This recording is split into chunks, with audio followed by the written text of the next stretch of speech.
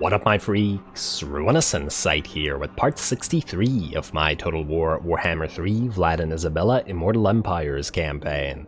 So as we saw last time, we spent the episode chasing around a Ruinous Trolltooth, unless the name escapes me there, out of Zorna's GHOUL. We ended up destroying his army with Roderick's near Saber Mountain, and are now going to be having the two GHOUL armies push eastward and through the northern parts of the Mountains of Morn. We will be destroying the Dolgan and the Heralds of the Tempest relatively quickly, though I still haven't decided what we're going to do with regards to how much of this we're going to keep. It might be nice to keep a path directly, essentially connecting us to Cathay, especially if we keep these guys as allies. Though on the other hand, we would probably not be able to get as much benefit from these territories as Imric or somebody else would. We'll see. We'll see when we get there. The end is nigh in, what, 5 turns, I think? So we'll be there long before we have to deal with that problem anyway. Anyway, I believe we're done pretty much everything that needs to be done from the end of last episode, unless I'm mistaken, and I don't think I am, other than the need to spend money. We also have the potential of vassalizing some of the High Elves if we wanted to. We could definitely pay them to do this at some point, though I suppose we could also do this later. I'll have to think about it.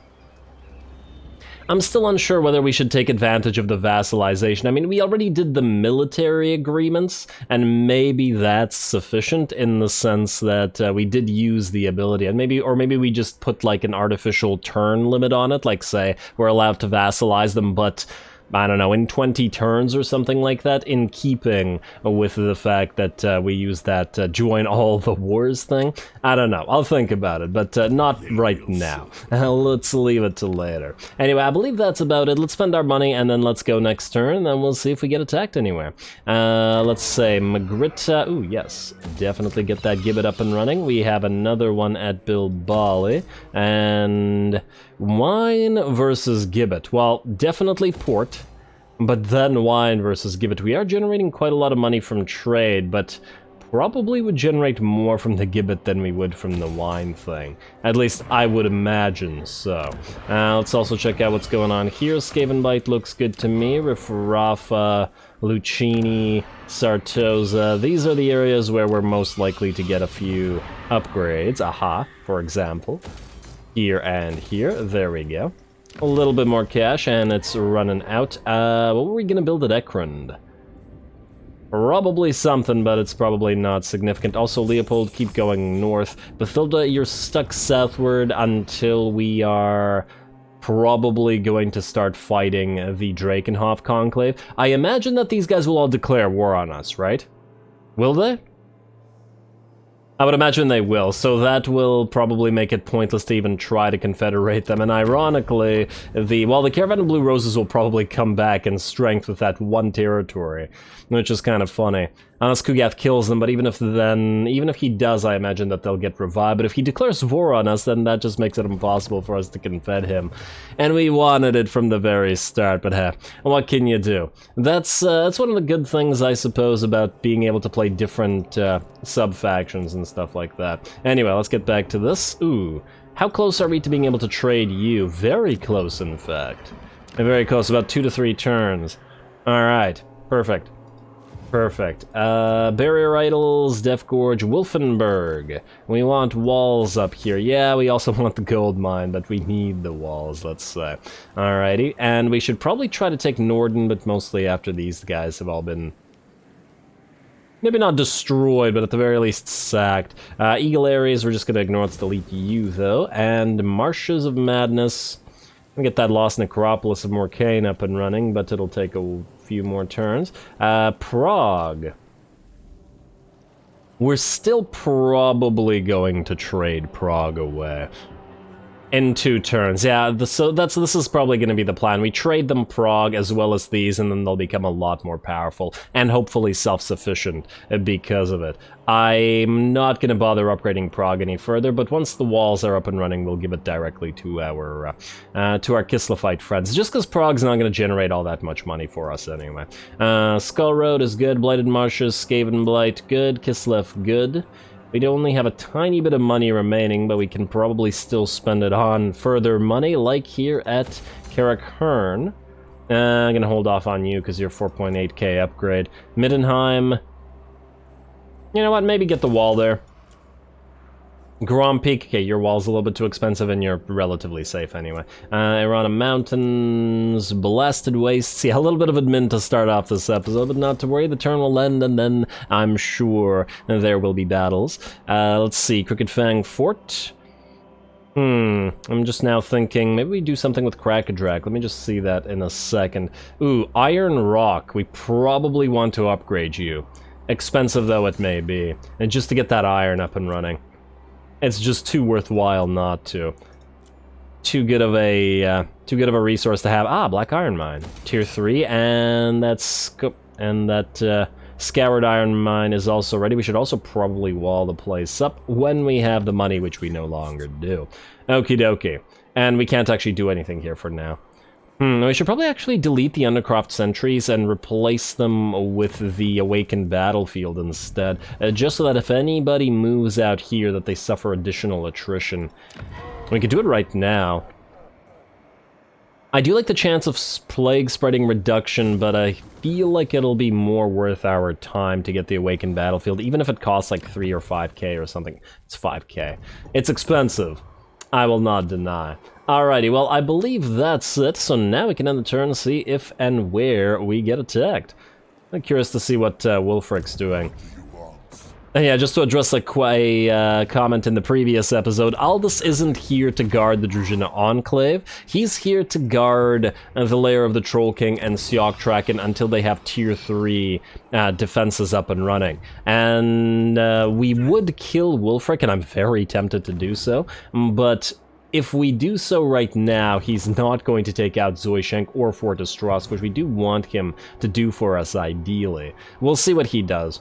Honestly, if he just takes out Fort Ostrosk or Zoishank, it might be enough for us to destroy him and then leave, because Aldous wants to go up north still and deal with these guys, though in a few. Either way, let's skip the rest of this, building upgrades, yada yada yada, end the turn, and let's see if we get attacked. Oh, and Musillon's still under siege.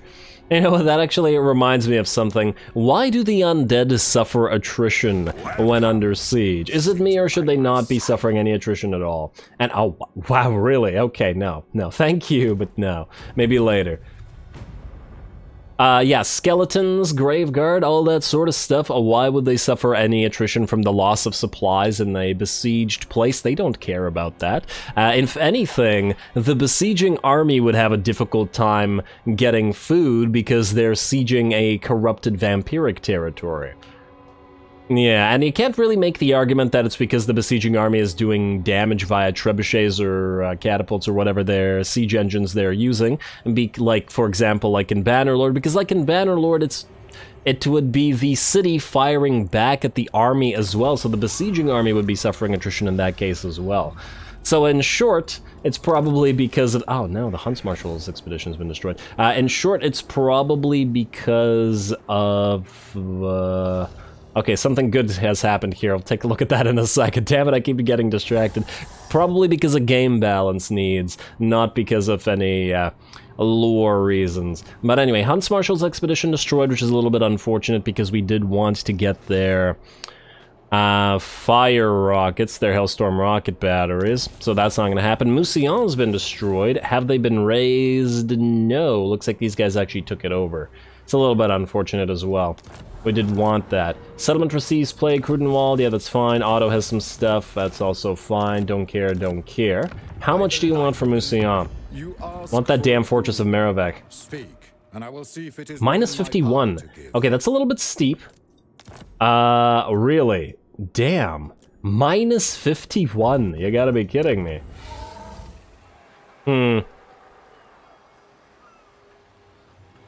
Minus 27 vampiric corruption. Damn, Lewin is really anti-vampiric, go figure. Okay, we need to massively increase the amount of vampiric corruption that we get at Lyonesse. Though I would imagine that these guys will lose Musillon to the end is nigh anyway. They'll respawn here around it. Yeah, so I guess that's not going to be a big deal anyway. Alrighty, Rudy, you can stay here then for 4 turns. I was going to send you to... deal with Nikari.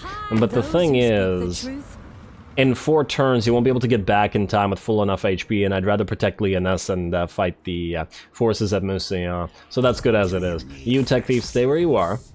And, okay, this is what we wanted to take a look at. So what's going on here? Looks like Fort Ostrosk's been taken by vampiric rebels.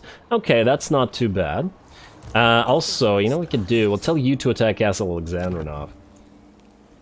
Simply so that, hopefully, this army dies and these guys go and take Zoishank. Then, can Aldous move in and attack Wulfric? See, what we want to probably do is tell these guys to take Fort Ostrosk. I suppose the question is whether they will do it without prompting. I really don't want the Druzhina Enclave to do so, but I suppose we could do it ourselves if Aldous moves there. It is still corrupted here, after all. It also looks like Wulfric's trying to move towards Hell Pit. He can't take it, though. At least not in a single round. Alright, so here's what we do, I think. Let's move you... Oh, what? What's the likelihood that these guys try to take Fort Ostrosk? This guy can reach it in a single round, too. Oh, I don't like that. I don't like that one bit. Watch them retake it, It would probably rebel, but then... We could grab it with Aldous, which might bait Wulfric into attacking us, because we'll be at like 1/3 of our HP. But with 1/3 of our HP, this army is going to be a lot more dicey. We could also try to tell Serena Catherine or this guy to occupy this territory. Damn, if only we could tell Dirk to grab it, but there's no way to do that. He's not close enough. Maybe that's what I should have done. Somehow.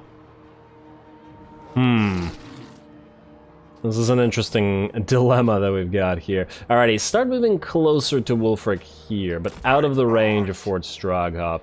I am going to hope that these guys don't colonize it. If they do, we'll just have to raid the territory, I guess. Until it hopefully rebels. I don't like the fact that the vampiric corruption is going down.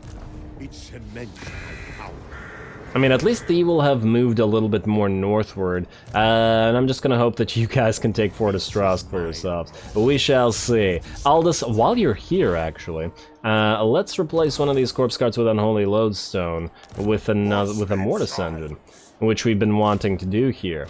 And the other one the same, but I guess we'll have to go to Prague to do that, because, well, it's probably going to be a while until this one comes back up here. Now, Lair of the Troll King, and aha, hello, Svanvir, or rather. No. You're moving towards Krakadrak. Can you take Krakadrak? Not by yourself, though the question is, will you try to siege it? Well, either way, Gallows here, and can we actually build anything useful here otherwise? Yeah, I guess we could build another Balefire Brazier, but there's no real need. Let's go for the Graveguard Watchtower, and once again, I do want the Awakened Battlefield, regardless of the insane expense. We'll get back to this. I think we'll probably set up a temporary army there as well. Oh, look, Bellacore is still here. Now, Vladdy, can you reach Brass Keep in 1 turn? You cannot, so we are going to put you... Well, we can't put you into Crudenwald, or maybe we can. We could also raid our own territory. It's not going to make that much of a difference. It'll allow us to heal. Yeah, you know what? Go here. Raid your own territory for a turn. No biggie. Annoying, but whatever. Tech Thief, this is probably one of the last times you will be stealing tech, so go ahead at least once more. Although, oh wow, your chance to get wounded is so high. Is there anybody else that we can start knowing? You know what, we'll probably be fighting Reichland sooner rather than later, even though they kind of like us now. Ah, poor Reichland. Once we deal with the end, it will be your end as well. And, yeah, Vlad can go here in 2 turns. Okay. Who else can fight? Bathilda, you're probably staying around here for a while as yet. Looks like Wurzak's going to Morgheim, but that's not going to help him too much. I don't imagine that he can take it. Yeah, not with what he has. Mathilda, stay here. Alrighty, Pete, you're headed to Nagashazar, so let's head you to the Desolation of Nagash and get you your Fire Rain rockets for that next turn, I guess, because you have to go March Stance. Yeah, I should have just spent the time at Misty Mountain to get those Fire Rain rockets. Oh well, not a big deal. Probably replace the Glade Guard with them anyway, for now, and then... Ooh, yeah. This is gonna be a toughie. I mean, that's a pretty decent army. Plus the garrison. Plus they have Warp Bomb. Yeah, certainly makes me think that Pete may be wanting another Necromancer in here. Actually, speaking of Necromancers, and speaking of Yas, you can move out here. You can move southward in a second. Let's check on the Necromancers. What do we have here? We have Confident, Dark Majesty, and Tough. We'll keep the Toughie, but Dark Majesty is out, and... Okay. Okay, thank you. And I guess Confident is out as well. Come on. Discipline. Where is the Discipline? That's all Yos wants. And just to double check the ooh. There's a Master of the Black Arts there. What did we have on you? Elisa Van Hal? You have Confident. I'm inclined to think that perhaps Master of the Black Arts, even on a Vampire of Death, would still be good. Just to double check, what did we do with Bathilda? She doesn't... I feel like, and I could be wrong, that she is a Master of Black Arts, yes, and her Handmaiden is as well. Oh yeah, I like that. Okay, yeah, that's the vampire we're getting. Now it's like Bathilda taught them how to do this sort of thing, and now they can all do this sort of thing. Love it. That's perfect. Yes. Alrighty, you're gonna be Bathilda's new handmaiden, and there we go. Alrighty. That's decided. I'm very happy about that. Mostly because we haven't been able to find not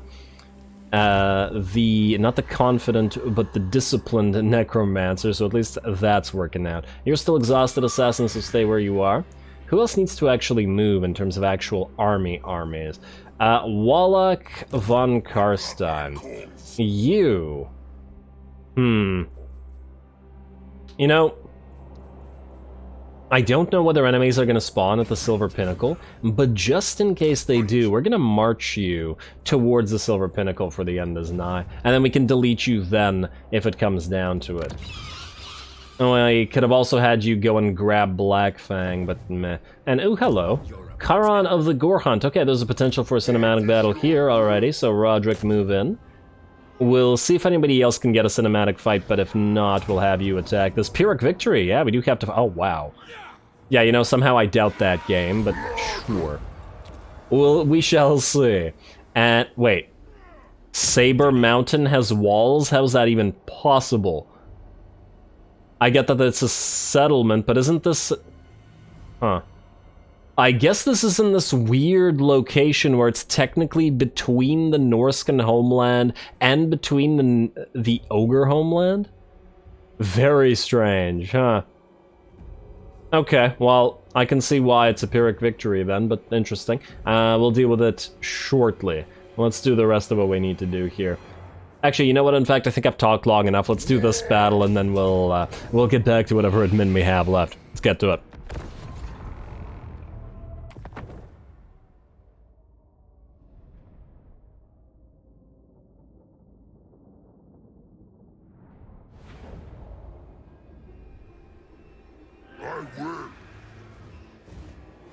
Alrighty, here we go again. Lots of Ghoul episodes lately. Well, I suppose it's just 2 in a row at least, but lots of Ghoul work, but I'm certainly enjoying it. Anyway, here we go. I really doubt that the auto-resolve is any kind of accurate, as it generally isn't, but in particular, I have a feeling that the auto-resolve vastly underestimates the Ghoul armies, and I feel like that's because it most likely thinks that the core of the army being ghouls makes the army very weak, which is obviously, as we've seen, not really the case. And, well, we can certainly take advantage of a lot of our other elites without even using the ghouls. For example, our 3 Terrorgeists, well, 2 Terrorgeists and 1 Terrorgeist Riding Lord, who are going to start ripping everybody apart on top of these walls. Some Chaos Warriors move in to try to stem the tide of Terrorgeists and Vargeists now that they've joined in, but I really doubt that they're going to have a very good time up here.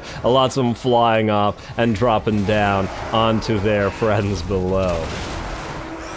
while the rest get ripped apart in a massive amount of splash damage. So yeah, these guys are gonna have a pretty bad day, while the rest of our forces slowly move up towards the gate to break through it. Looks like the enemy Marauder Hunters with javelins are already down, and the Chaos Warriors are at half HP, though we do still have to be a little bit careful with the Vargeists themselves, as they're a little bit on the fragile side, at least as compared to the massive health pool of the Terrorgeists. In addition to that, while the majority of our forces are here, we have the Feasters in the dusk, damn it. I knew it was something in the dusk, but I couldn't quite remember what it was. The Feasters in the dusk here, together with a couple of units of Crypt Ghouls, are going to break through these gates and start heading up here for the purpose of capturing a few of these extra locations, just in case the battle takes a long time, though somehow I doubt that they'll be all that needed. But who knows? The enemy army does have a few decent units, like some Skinwolves, some Chaos Warriors, as we've already seen, and a few other things, so maybe they'll be able to hold. Though if they are going to be able to hold, it's not going to be on top of these walls. The Vargeists may not be nearly as effective in this army at wall clearing, but the Terrorgeists can clear the entire wall there and back again, as in across the entire wall without much trouble. And of course, they're completely unharmed so far, though the Vargeists have taken a little bit of damage. The Vargeists, though, are much better blenders, because while there are a lot more models, and thus a lot more models being killed and knocked off those walls right there, thus the Vargeists, even having dropped in after the Terrorgeists, have about double the kills of all the Terrorgeists. So if you want speed killing, you go for the Vargeists, but slow and steady, the Terrorgeist wins the race. Alrighty, and trying to knock off a few more enemies. The other two Terrorgeists appear to be stuck, or perhaps feasting on the few units that are remaining up here. They seem to be blocking each other a little bit. This guy just really wants to go back after this one model. Don't tell me you're gonna turn around now, buddy. Come on now. Nope, I guess he doesn't. Never mind. He's just gonna lift off. Well, I'm sure there's a few other things for him to nom on down here, especially as we haven't used our breaths at all yet, so we should at least make some use of those. Even though they're not super effective against things like this, they can at least knock a few of those horsemen down. And there we go. Actually, not too bad. Alrighty, and then after that, we drop into the main line of enemies here. They're going to continue blocking the gate, but once again, not threatening to these Terrorgeists at all, while we leave Roderick up here fighting the Marauder Spears and regular Marauders. They're once again no threat to him either. The rest of our army is moving closer. The gate has now fallen, and we're getting the zombies summoned from our Necromancer up on top of the walls, and that was just so that we could start summoning the Crypt Horrors that Rod has the ability to summon with his Command of the Unliving. Though that said, I suppose the gate dropped down very quickly, so we didn't actually even need to get the zombies up here. It'll at least help distract some units while Roddy deals with the rest of the enemies on top of the walls. And there we go. Now the rest of our forces are in.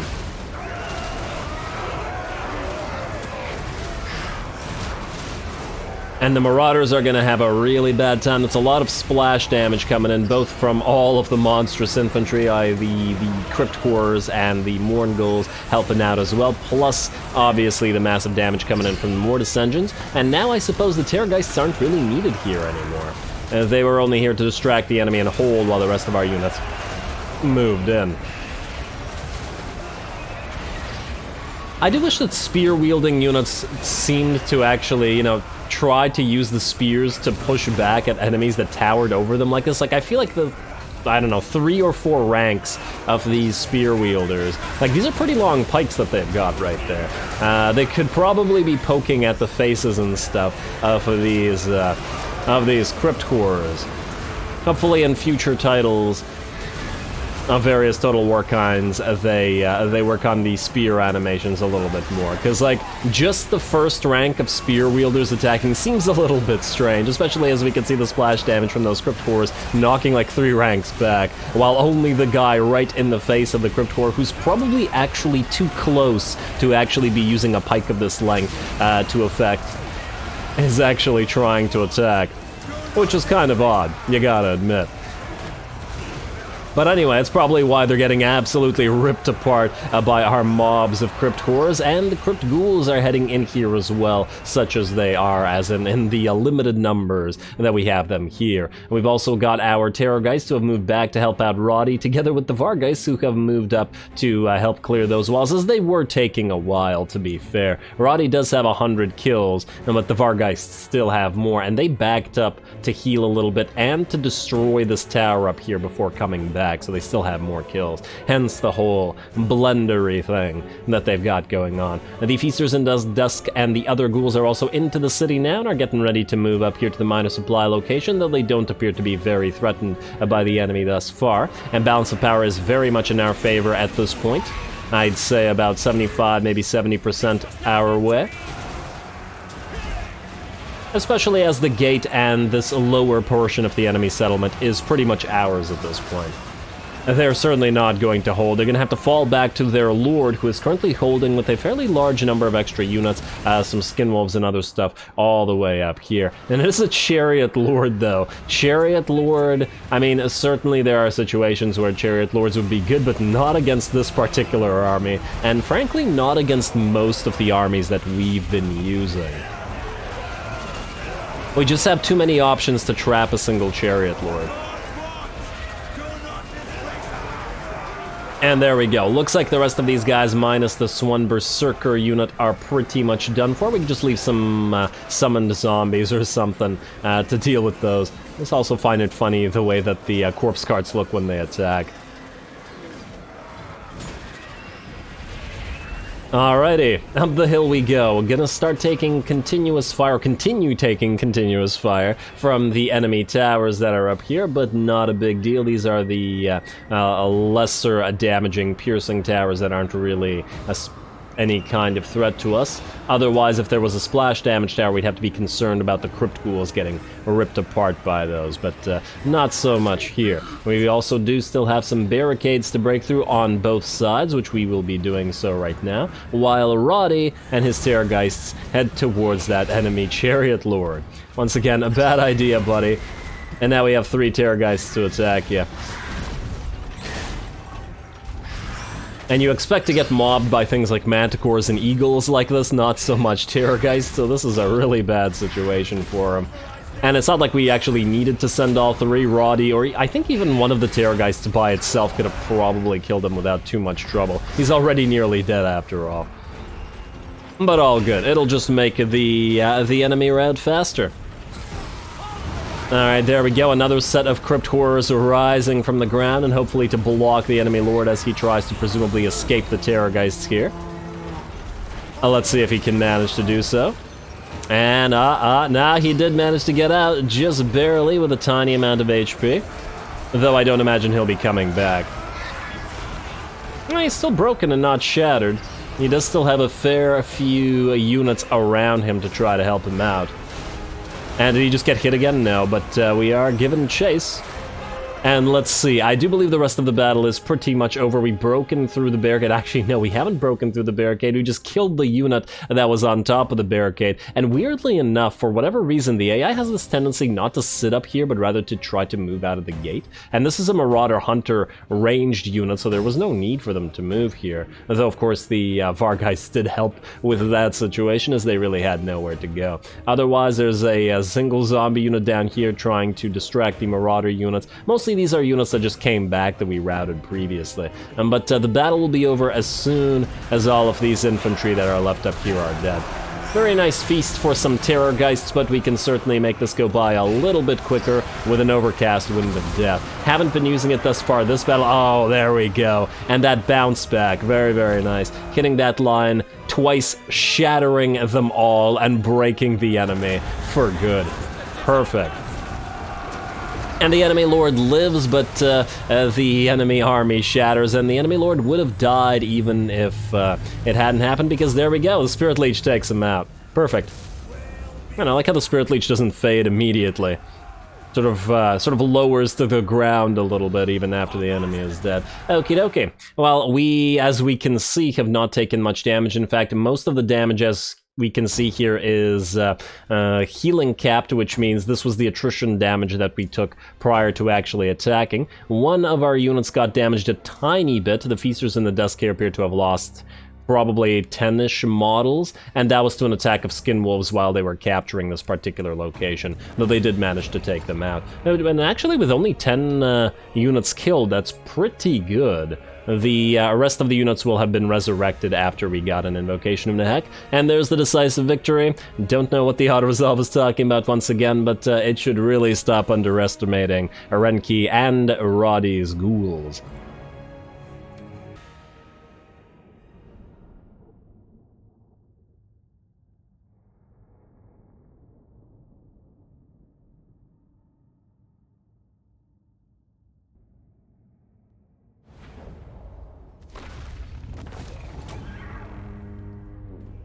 Alrighty, there we go. Turns out Mr. Charon of the Gore Hunt was aptly named. He simply wasn't the one doing the gore hunting.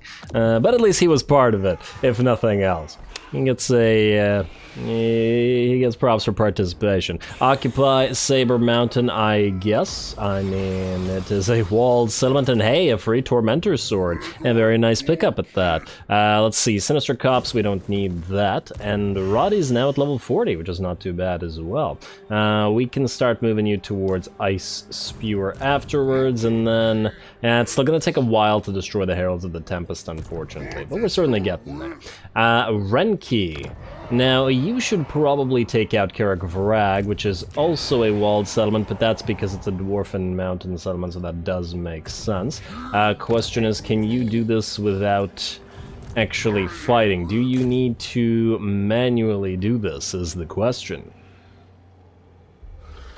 Let's find out. Close victory, medium casualty. Oh, this is just trash.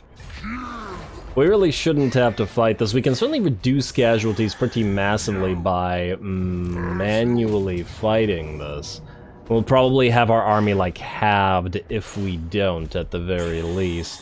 On the other hand, I feel like even at halved, we should be able to get up to 3/4 over a turn of healing up, so it shouldn't be that bad, I hope. Yeah, well, the doggos got hurt, these guys got halved. Yeah, that's about roughly where I was thinking it would take us, so it's not horrible. Not great, and yeah, about 3/4 up and running, and then we'll take one turn to move up here, and then another turn to go here, so we'll be full health by the time we reach the enemy anyway. So that's just fine. Karak Vrag, I guess we're going to build wall here immediately. I don't know whether we'll be holding on to the place, but, you know, might as well. Don't collect the income, though. Income's great, but we don't really need it right now. Black Fang and Titan's Notch. We'll have to figure out whether we actually want to hold on to those. We can also obviously allow Imrik to take Black Fang and then trade him something else for it, as there will probably be a lot of territory trading around here, but that's later. It's not relevant right now. Let's get back to whoever else needs to move. So Bathilda's good, Rudy's good. Preparations for the end and all. Otto is good, Dirk is good. Tech Thieves, some of the last tech thievery you're doing, so get another tech thief. 10 turns, eh? Who shall we destroy? Now at 13, okay, I think you're actually done, unless I'm mistaken. So we got 1 turn, 2, 3, 4, 5, 6, 7, 8, 9, 10, 11, and then I assume 3 here, so 14. 14 to 15. So either way, 1 more turn of steel tech, and then you're done. We probably don't even need to go that much. And then you can move back to Castle Drakenhof, wherein you can start boosting that income there, presuming that we keep you around. Now, Karak Vrag, I'm going to build you a barrow here. I wish I knew whether the barrow is the one that translated to the Zargard building. It might actually be the barracks. And if it's the barracks, then it'll be something that these guys already have. We already have the Defiled Cairn. Maybe it's the Sinister Cops that we need to put here. You know what? Put the Sinister Cops here, then. We have this, and then... I mean, I suppose we could build that thing at Tribe Slaughter. And I guess we'll know. The problem is one of them is going to become the Oblast Studgeon here, the Stables, which we don't need these guys to have any more of. I really want them to have the Zargard building, but I don't know which building becomes it. But oh well. I mean, we can't do everything for them, damn it. And I guess next turn is when we transfer these. And then the same thing for Prague? Yeah, 1 turn until we transfer Prague as well. Oh, I guess we could build that building at Prague then. Yeah. Although, maybe we don't want to? Hard to say. Because Prague, when held by these guys, will have a bunch of unique buildings, like 2 or 3 of them, potentially. We don't want to take up their space here either. Maybe we'll just let the AI build stuff there on its own. I know that sounds like crazy talk. It absolutely does, but you know, we'll see. We'll see what it can do. Anyway, hopefully Aldous will fight Wolfric. I have a feeling he's going to try to go for Help It, though once again, I doubt that he'll be able to attack in a single round. And if he does, it'll be a pretty epic fight, so I don't think that'll be something to complain about. Alrighty, let's keep going. Bathilda's good, Rudy's good, we've already checked them actually, and we went down to Tech Thieves, so back to Tech Thieves we go. Only 5 left on you, and I guess we're gonna have to... just give it a try. Hey, you succeeded, well done, buddy. You're one of the greats, I'm sure. Next Tech Thief, who we are not going to level, go to Longship Graveyard. And hey, Bellacore. Now, where are you going? It seems like, by virtue of the fact that he's facing this way, that he might be going to the Tower of Crack. He can't take it, but he can siege it. But if he does, Aldous will be there to deal with him. Still probably need to get a temporary lord up at Crack-a-Drac, though not one of the good ones. We'll be keeping Maldwin up and available, and Waller up and available for the end, 4 turns. Our better lords need to be able to defend us. I guess we'll raise a bloodline here then. Let's go with... Tactician, maybe another Lamian. Leadership plus... that one's terrible. I really wish that the bloodlines had unique traits, maybe. Maybe not all the same ones, but like, would it be that difficult to make a few, like, either more powerful traits or just slightly different traits than these ones? But I do think that the bloodlines need a slight rework anyway, so whatever. Maybe I should do... Man, I feel like throughout this campaign I've made like a dozen different points that I feel like should be reworked in, for the vampire campaign. Maybe we should do just like a video about it separately. But anyway, I'm getting ahead of myself. Now that I'm back to doing videos, I'm excited about the future. Lore Keeper... I guess we'll go with the Lore Keeper, mostly because I don't like Determined. Tactician's also fine. But, you know what, maybe it's time to start leveling you. Just in general, to be leveling the Blood Dragons. Although you're actually free, whereas you're not. And if you're not free, that means if we build a bunch of buildings that increase Lord level, that means we can raise you at a high level. Okay, yeah, fine. Lamian it is then. Ready. That decides it. And then what can you raise here? Oh, quite a lot, actually. Oh, that's not bad at all. Okay. Let's raise you the Corpse Guard with Unholy Lodestone and definitely the Crypt Horrors. I don't want to go too much on this, but enough so that if this guy stays here by himself, we can attack him. If he sieges us, so we can sally out, because the rest of his armies probably can't reinforce him. So, let's say 2 Crypt Ghouls, let's say 4 Skellies. Do we need any Ringers? Well... It really depends. If these guys come in, then definitely we'll need the Blood Knights to deal with these. But if not, then we won't, obviously. Maybe get the Balefire Corpse Guard as well. And just for a secondary Corpse Guard. And, yeah, Graveguard aren't that expensive anymore. I'll say Ghouls are quite cheap as well. Alright, like so. Maybe 2 more Skeleton Soldiers, and then 2 Doggos to chase stuff down. I do expect there will be some fights here, and then the rest will be zombies. Now, a little bit on the expensive side, but it's okay. As long as Aldous is busy down here, we can't be moving you down up there anyway. Okay, so the rest is good. Let's upgrade this Balefire Hearth as well. Lair of the Troll King. Now, the question for you is, do we go for another Balefire Hearth just to continue annoying these guys? You know what, I'm gonna say no. Mostly because I don't want to over-vampirize these territories.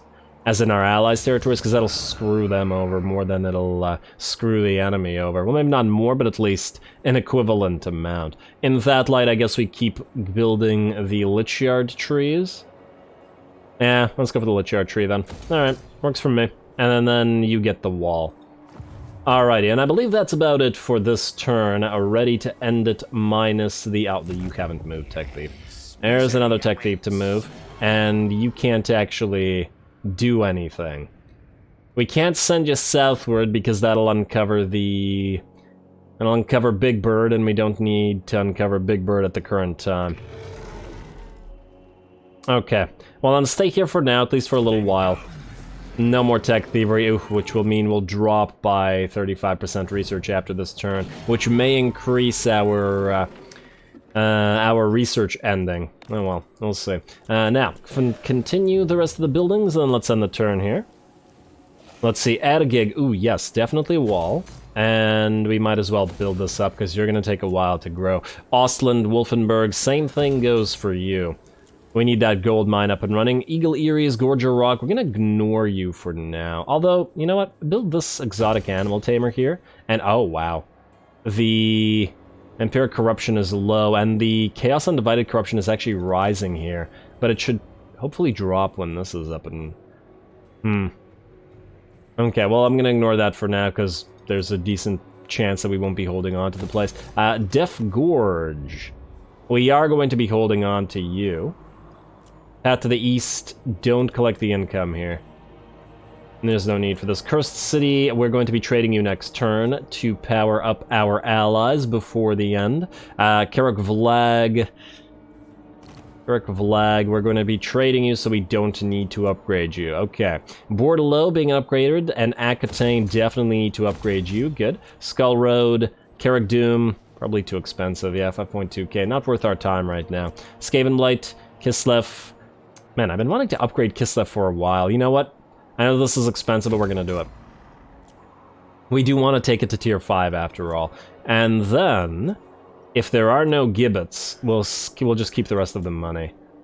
And Uskalak. You have your iron coming up. You have a gibbet coming up as well then. Beautiful. And I believe that's about it. There's probably no more gibbets here. Because most of the rest of the remaining... I lied. Why am I such a liar? I was about to say most of the remaining provinces are probably high earners at this point. Which means that they all have their gibbets. I was thinking past 1500, but it looks like it'll be a little bit higher than that. Okay, but the rest looks good. So let's end at least one more turn. We're just about out of time here, but who knows? If something interesting happens, like Aldous gets attacked by Wulfric, then we'll know that we want to start off the next episode with that. But I am very curious to see what exactly is going to go on here, right before we call it.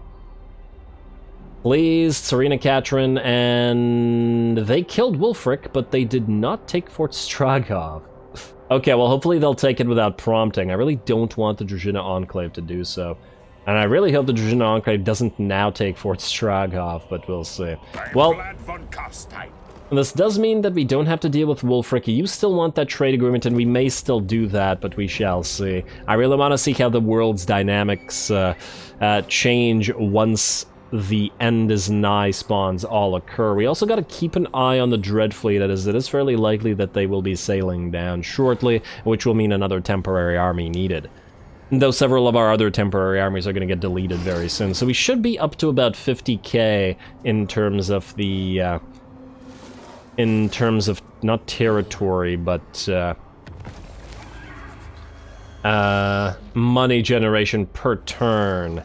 Though it'll drop once again once the end is nigh. Anyway, ally mission aborted, ally begins outpost construction, yada yada yada, settlement receives, tech thief wounded, Waller is ready for the end, technology research spirit shackles, so our Cairn Wraiths, Morngulls, and Hex Wraiths are all ready for the end now. Break herds have come, not an ideal time for this, I gotta say.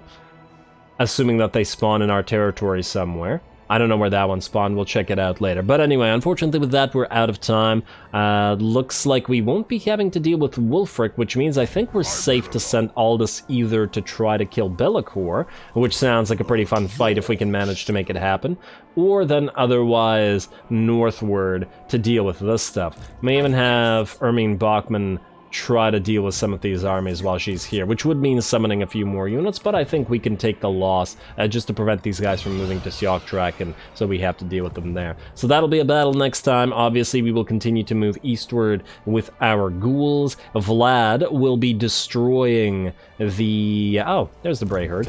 I'll destroy you as well. Vlad will be destroying the Fecondites next turn, actually this turn, this next episode as well, so that's a faction we will no longer have to deal with, and Vlad will be free to move southward if he needs to protect us from the end, or otherwise to head towards the Empire and conquer Altdorf finally. And of course, we will be... Where are you? We will be attacking the Gashazar maybe next episode, depending on...